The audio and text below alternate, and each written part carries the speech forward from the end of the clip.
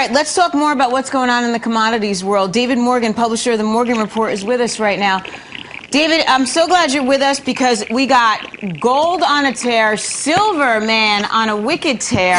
Is this all because of the Mideast crisis? Well, yeah, part of it. I mean, obviously, I'm focused for words usually. I don't. Quite a sell-off and uncertainty in the markets. And this is kind of a replay of what we've seen time and again, which is the flight to safety. And that I put in quotation marks, Tracy, because safety really is the precious metals and commodities generally, but particularly the precious metals. But in days like this, it's a knee-jerk reaction. And to be as succinct as possible, everything is driven in the currency markets. I mean, as powerful and as important as gold and silver are, the settlement process is always done in a local currency, U.S. dollars, euros, whatever the denomination is. And so whatever asset class you have has to go into the liquidity of the dollar or the euro or, again, whatever. So because of that, with what's going on, a huge squeeze into the currency of choice in order to make good on payment. So that's the problem. It's temporary in my view, but certainly it's going to stall out a lot of people that were watching the gold market and thinking it could only go higher. Okay, so gold hits a 3-month high on Tuesday. You think that's it? I do not.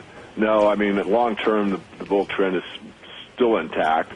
This is some technical damage. This is going to probably be it for a while, though, meaning I would think on a sell-off like this, you'd probably see at least a couple weeks before we repair this damage.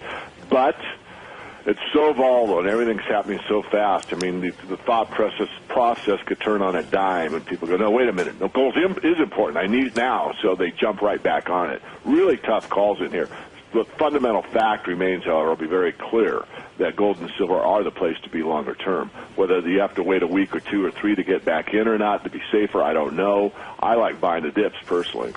This ECB package, though, is really impediments for what's going on, isn't it? Tracy, it is. I mean, we've talked on your show so many times. You know, there's no one that really stands up and says, look, this is the absolute truth and this is the absolute solution. They just keep floating around the mulberry bush, coming up with these wild ideas and pretending that they can fix something that they don't really have a solution for. Why is silver up 32%? I mean, are we... I can't believe we're betting on the fact that the economy is expanding. No, it's not. Part of it is that, and I don't want to talk about both sides of my mouth, but I've followed the market, as you know, for like 3 or 4 decades. And whatever the manufacturers do with it, I don't think they warehouse very much, but it's a very seasonal event, early months of every new year. You always see a boost in the silver prices, or almost always. And I think that's for some of the larger silver users, make sure that they have enough for whatever it is, 6 weeks, 6 months, I'm not sure.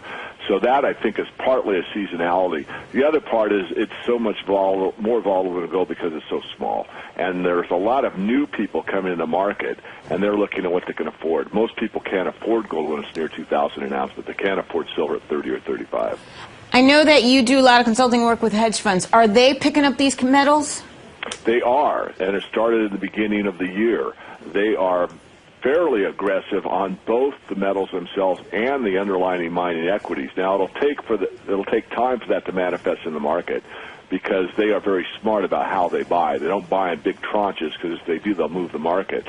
So they're coming in and they're nibbling away at the market, but they have a very disciplined approach, and they're still very bullish on the metals as I am.